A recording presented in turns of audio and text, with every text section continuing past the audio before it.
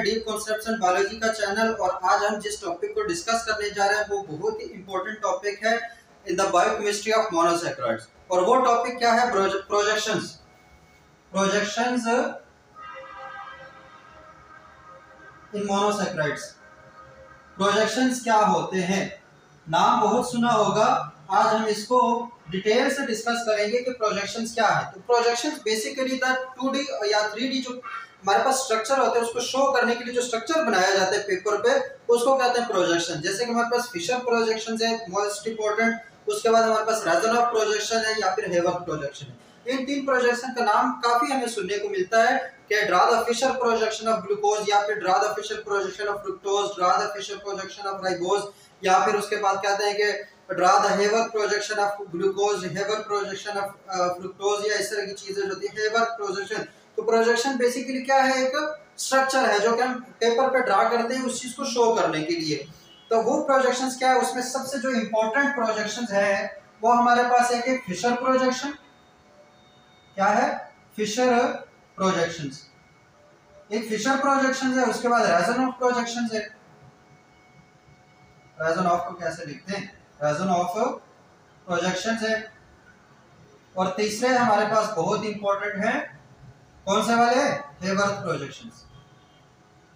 Hayworth projections. नाम से नहीं घबराना, ये सिर्फ साइंटिस्ट के नाम थे जिनकी वजह जिन्होंने इस चीज को डेवलप किया था और वही हमारे पास फिर इसके नाम पड़ गए। फिशर प्रोजेक्शन, ईमेल फिशर जो कि जर्मन केमिस्ट था उसने ये काम डेवलप किया था। राजनॉफ रशियन था। इसी तरह हेवर्थ प्रोजेक्शन वो इंग्लैंड से था, मतलब ब्रिटिश था, तो वो नॉर्मन हेवर्थ के नाम पे। तो ये सिंपल जो हमारे पास बेसिक प्रोजेक्शंस है वो है तीन: फिशर प्रोजेक्शंस, राजनॉफ प्रोजेक्शंस और हेवर्थ प्रोजेक्शन। अब फिशर और हेवर्थ को काफी हम सुनते रहते हैं। राजनॉफ इसके एक्सटेंडेड फॉर्म है तो उसको भी हम साथ डिस्कस करेंगे, लेकिन सबसे मेन इंपॉर्टेंट है फिशर प्रोजेक्शन और हेवर्थ प्रोजेक्शंस। ठीक है? फिशर प्रोजेक्शन याद रखना ओपन स्ट्रक्चर को शो करती है और जो हेवर्थ प्रोजेक्शन है वो हमारे पास क्लोज स्ट्रक्चर को। अब क्या आगे हम देखेंगे कि कैसे। और जो राजनॉफ प्रोजेक्शन है वो बेसिकली इसी का एक आउटवर्ड फॉर्म है, इसी की मॉडिफाइड फॉर्म है जो कि शो करवाते हैं जब हम क्या कहते हैं उसे हाइड्रोक्सिल ग्रुप का सिर्फ हमारा उसे लेना देना होता है। जब हम नंबर ऑफ स्टीरियोइसोमर्स फाइंड करने की कोशिश करते हैं तो तब हमें फिर राजनॉफ प्रोजेक्शन जो वो ज्यादा इजी फील होता है, तो हम फिर राजनॉफ प्रोजेक्शन को ड्रा करते हैं। तो सबसे पहले हमने सीखना है कि जो फिशर प्रोजेक्शंस है वो क्या है। सबसे पहले फिशर प्रोजेक्शंस क्या है? तो Fischer projections two dimensional way of representation, the representation of the, क्या कहते हैं उसे यार एक अंग्रेजी में। फिशर प्रोजेक्शन हमारे पास क्या है? जब हम प्लेन पे टू डायमेंशनल स्पेस में जिसमें से दो डायमेंशन एक्स और वाई, वहां पे हम किसी मोनोसैकराइड को कैसे किसी स्ट्रक्चर के तौर पर जाहिर कर सकते हैं, वो हमारे पास फिशर प्रोजेक्शन है। अब इस फिशर प्रोजेक्शन के कुछ रूल्स हैं। पहले सबसे पहले हमने रूल्स को समझना है, उसके बाद हम उसकी जितनी भी एग्जांपल होगी उसको हम खुद से ड्रा कर सकते हैं, उसमें कोई मुश्किल काम नहीं है। तो सबसे पहले हमारे पास सबसे जो पहला रूल है, अगर रूल्स की बात करते हैं तो सबसे पहला रूल जो है वो ये कहता है कि अगर एल्डो मोनोसैकराइड जो है अगर वो एल्डो ग्रुप से ताल्लुक रखता है तो Aldo group will be on top. जो कार्बन नंबर 1 होगा वो हमेशा एल्डो ग्रुप होगा। ठीक हो गया? इन केस अगर मोनोसैकराइड कीटो ग्रुप का है तो फिर जो दूसरा कार्बन होगा वो हमारे पास कौन सा होगा? एनोमेरिक कार्बन होगा, वही हमारे पास ग्रुप वाला कार्बन होगा, क्योंकि कीटो ग्रुप कभी भी टॉप पे नहीं आ सकता या बिल्कुल डाउन पे भी नहीं आ सकता। तो कार्बन नंबर 1 हमेशा जो है अगर वो एल्डो ग्रुप का मोनोसैकराइड है तो उसमें कार्बन नंबर 1 एल्डो होगा, और अगर वो कीटो ग्रुप का मोनोसैकराइड है तो उसमें कार्बन नंबर 2 जो है वो हमेशा हमारे पास होगा कीटो ग्रुप। सही होगा? एक तो ये रूल हो गया, मोनोसैकराइड वाला समझ आ गया। दूसरा ये है कि जो वर्टिकल बॉन्ड्स होंगे, जो वर्टिकल बॉन्ड्स होंगे will represent group of atoms away from us, away from us. मतलब जो फिशर प्रोजेक्शन में वर्टिकल बॉन्ड्स होंगे वो ऐसे बॉन्ड्स होंगे जो कि हमसे दूर होंगे, मतलब ये हम हैं, ठीक है? तो जो वर्टिकल बॉन्ड्स होंगे उसका मतलब ये उस तरफ है हमारा, और जबकि जो हॉरिजॉन्टल बॉन्ड्स होंगे वो पॉइंटिंग टुवर्ड्स अस, तो वो हमारी तरफ आ रहे होंगे। तो वर्टिकल बॉन्ड्स मतलब जो हमसे दूर, और जो हॉरिजॉन्टल जो बॉन्ड्स होंगे जिसमें हाइड्रोक्सिल और हाइड्रोजन बॉन्ड अटैच होते हैं उसका मतलब वो हमारी तरफ जो है, अगर हम स्क्रीन को देख रहे हैं तो जो हॉरिजॉन्टल होंगे उसका मतलब इनका मुंह हमारी तरफ है, और जो वर्टिकल होंगे उसका मतलब होगा कि ये हमसे दूसरी तरफ पे है। ठीक है, तो vertical bond away from us होंगे, इसी तरह जो हॉरिजॉन्टल बॉन्ड्स होंगे वो टुवर्ड्स अस होंगे, वो टुवर्ड्स अस होंगे। और एक बात ये भी याद रखना कि हॉरिजॉन्टल बॉन्ड जो है ना वो जो स्टीरियोआइसोमेरिज्म में काफी इंपॉर्टेंट होते हैं, वो हमारे पास कायरल कार्बन वाले होते हैं। तो जो कायरल कार्बन पे अगर वो हॉरिजॉन्टल पे हाइड्रोक्सिल है और उसके लेफ्ट साइड पे हाइड्रोजन है तो वो हमारे पास डी ग्लूकोज को डिफाइन करते हैं। इसी तरह अगर वो लेफ्ट पे हमारे पास हाइड्रोक्सिल है, राइट पे हाइड्रोजन है कायरल कार्बन पे, तो वो हमारे पास एल ग्लूकोज की तरफ चले जाते हैं। तो ये सारी चीजें वहां पे मैटर करती है। तो जहाँ पे कायरल कार्बन नहीं है वहां पे तुम चाहो तो OH राइट पे लिखो, OH लेफ्ट पे लिखो, तुम लोगों की मर्जी, तुम लोग पूरा आइटम लिखो, कोई मसला नहीं। लेकिन जो कायरल कार्बन है उन पे ध्यान रखना, क्योंकि अगर उस पे तुम आगे पीछे लिखोगे तो हमारा पूरा का पूरा जो स्ट्रक्चर है वो चेंज हो जाएगा। ठीक हो गया। तो अब इसको हम देखो ड्रा करने की कोशिश करते हैं। हम सबको आता है, बस हमें ये नहीं पता कि ये किस बला का नाम है। स्ट्रक्चर हमने 9th से पढ़ रहे हैं स्ट्रक्चर्स को, बस अभी देखना है। बिल्कुल हम एग्जांपल लेते हैं ग्लूकोज की। ग्लूकोज कौन से वाली एग्जांपल लेंगे? डी ग्लूकोज की। किसकी? डी ग्लूकोज की। तो ये हमारे पास ग्लूकोज है। ग्लूकोज हमें पता है C6H12O6 6 कार्बन वाला होगा तो हेक्सोस ग्रुप है, और हमें ये भी पता है कि एक एल्डो ग्रुप है। ठीक है, तो अगर एल्डो है तो पहला रूल क्या कहता है कि जो हमारे पास पहला कार्बन होगा वो एल्डो वाला होगा। तो सबसे पहले हम ड्रा कर लेते हैं 1 2 3 4 5 और 6। ठीक है, ये सारे वर्टिकल बॉन्ड्स है तो इसका मतलब ये हमसे दूर होंगे। उसका पहला जो कार्बन होगा वो एल्डो वाला होगा, तो यहाँ पे एल्डो ग्रुप आ गया, सही हो गया। उसके बाद हम जब मोनोसैकराइड्स को डिराइव कर रहे थे तो हमने बताया था कि ये डी ग्लिसरॉल्डिहाइड जो 3 कार्बन वहां से कैसे डिराइव होता डी ग्लूकोज बना था। तो उसमें हमने रीजन बताई थी कि अगर यहाँ पे राइट साइड पे है और यहाँ पे हाइड्रोजन राइट साइड पे होगा। ठीक है, और ये मेरी मर्जी है क्योंकि ये एनोमेरिक नहीं है, एनोमेरिक कह रहा हूं सॉरी, ये कायरल नहीं है। और इसमें ये हाइड्रोक्सिल जो है राइट साइड पे है 5th कार्बन की, ये एक H, ये दूसरा H, ये OH, ये H। ये हमारे पास क्या है? This is the Fischer projection of D glucose.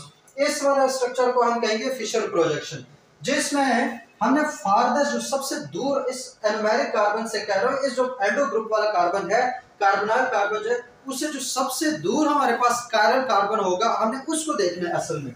ठीक है, अब याद देखो ये कार्बन नंबर 1 है, 2 है, 3 है, 4 है, 5 है। ठीक है, ये तो कायरल नहीं है, ये भी कायरल है, ये भी कायरल है, ये भी कायरल है और ये भी कायरल है। लेकिन सबसे दूर वाला कौन सा है? 5th कार्बन जो ये वाला है, इसको हमने देखना है। अगर उस पे हाइड्रोक्सिल राइट साइड पे है तो वो डी ग्लूकोज है, अगर उस पे हाइड्रोक्सिल लेफ्ट साइड पे है तो वो एल ग्लूकोज है। ठीक हो गया, उसी के लिहाज से होगा। अब इसी तरह हम किसके फ्रुक्टोज के ड्रा कर लेते हैं। फ्रुक्टोज क्या है? 1 2 3 4 5 और 6। फ्रुक्टोज क्योंकि कीटो ग्रुप है तो जो कार्बन नंबर 2 होगा वो हमारे पास कार्बोनाइल कार्बन होगा। उसके बाद ये भी CH2OH और ये भी CH2OH। अब इसको देखना है, इसके यहाँ पे HOH, ये स्ट्रक्चर कैसे ड्रा होती है इसको हमने बड़े तसल्ली से जो है ना वो सीखा हुआ है। तो जिनको नहीं पता वो पिछले लेक्चर जो है स्ट्रक्चर ऑफ मोनोसैकराइड्स है उसको देख लीजिएगा, उसमें ये सब कुछ समझ आ जाएगा। तो ये H और ये OH है। तो ये भी क्या है? ये भी एक फिशर प्रोजेक्शन है किसका? फ्रुक्टोज का। और इसमें देखना हाइड्रोक्सिल राइट पे है तो ये डी फ्रुक्टोज है। ये क्या हमारे पास है? डी फ्रुक्टोज है। तो ये जो स्ट्रक्चर होते हैं चाहे वो राइबोस के जितने भी हमने वो स्ट्रक्चर ड्रा किए थे ओपन स्ट्रक्चर, वो क्या थे? फिशर प्रोजेक्शंस थे एक्चुअली। तो ये तो हमारे पास हो गए फिशर प्रोजेक्शन। जो दूसरा है वो हमारे पास हमने क्या बात की थी कि वो इसी फिशर प्रोजेक्शन की मॉडिफाइड फॉर्म है। रीजन ऑफ जो प्रोजेक्शन होंगे वो इसी की मॉडिफाइड फॉर्म है। उसमें असल में क्या करना है हमने, जो हमारे पास एल्डो ग्रुप होगा या जो कार्बोनाइल ग्रुप होगा उसको हम एक डब्बे की सूरत में, मतलब एक गोल सा हेड बनाएंगे। ये मेरे फर्ज हम ग्लूकोज का ही बना रहे हैं। ठीक है, तो ये जो उसका पहला कार्बन था जहाँ पे एल्डो ग्रुप था वो हमारे पास ऐसे हेड की फॉर्म में आ गया। एक सीधी लाइन ड्रा करो और जो भी हमारे पास कायरल कार्बन वाले हाइड्रोजन थे उसको उन्हीं साइड पे लिखो। हाइड्रोजन क्या है? जो हाइड्रोक्सिल ग्रुप थे। यहाँ पे हमने ना किसी कार्बन को लिखना है ना हमने किसी और हिंसे अल्फाबेट को नहीं लिखना, बस हमने ये शो करना है कि यहाँ पे हाइड्रोक्सिल ग्रुप किस साइड पे होंगे। जैसे ग्लूकोज डी ग्लूकोज में पहला हाइड्रोक्सिल राइट साइड पे था, दूसरा लेफ्ट पे था और अगले दोनों राइट पे थे। तो ये हमारे पास क्या हुआ? This is region of projection. This is a region of projection. This is a region of projection. अगर हम एल ग्लूकोज की बात करेंगे तो उसमें क्या इसी के उल्टा होंगे, ऐसे ऐसे ऐसे और ऐसे। तो ये वाले जो हॉरिजॉन्टल बॉन्ड्स है ये सिर्फ शो करेंगे direction of the hydroxyl group attached to the specific monosaccharides. तो ये हमारे पास क्या हुआ है, रेजन ऑफ प्रोजेक्शन। जो तीसरे प्रोजेक्शन है वो हमारे पास क्या, हेवर्थ प्रोजेक्शन, वो काफी इंपॉर्टेंट है और वो हमने कहाँ ड्रा किए थे जब हम पढ़ रहे थे cyclisation of fructose and glucose. तो वहां पे हमने देखा था कि जो फिशर प्रोजेक्शन जो ओपन स्ट्रक्चर है उसको हमने कन्वर्ट किया था एक रिंग के फॉर्म में। तो वो रिंग क्या है हमारे पास, वही हमारे पास असल में हेवर्थ प्रोजेक्शन है कि जब हम फिशर प्रोजेक्शन को हेवर्थ प्रोजेक्शन में कैसे कन्वर्ट करते हैं वही सेम तरीका है जो हमने कहा था कि cyclisation of fructose and glucose कैसे होती है। तो इसमें क्या है, बिल्कुल हमारे पास ग्लूकोज है, ये ऑक्सीजन, एक कार्बन, ये दूसरा कार्बन, ये तीसरा कार्बन, ये पहला, ये दूसरा, ये तीसरा, ये चौथा, ये पांचवा और ये छठा। ये कार्बन थे, ये हमारे पास क्या एक रिंग फॉर्म में जो स्ट्रक्चर है। अब इस वाले रिंग में असल में ये वाले जो बॉन्ड है जो थिकर, इसमें दो तरह के, कुछ पतले बॉन्ड होंगे और कुछ इस तरह के थिक बॉन्ड होंगे।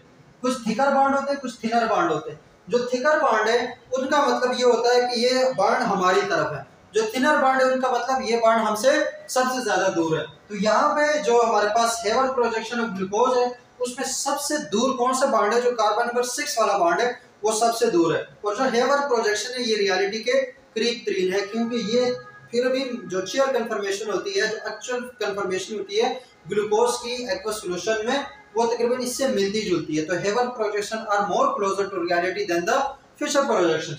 तो हेवर्थ प्रोजेक्शन क्या है, उसके साइक्लिक रिप्रेजेंटेशन ऑफ मोनोसैकेराइड, जबकि जो फिशर प्रोजेक्शन है वो एक open representation of the monosaccharides. तो एक छोटा सा कॉन्सेप्ट है जिसको याद करना जरूरी है कि फिशर प्रोजेक्शन क्या होते हैं, रेजन ऑफ प्रोजेक्शन क्या होते हैं और हेवर्थ प्रोजेक्शन क्या होते हैं, उसके बारे में हमने कंप्लीटली डिस्कस कर लिया।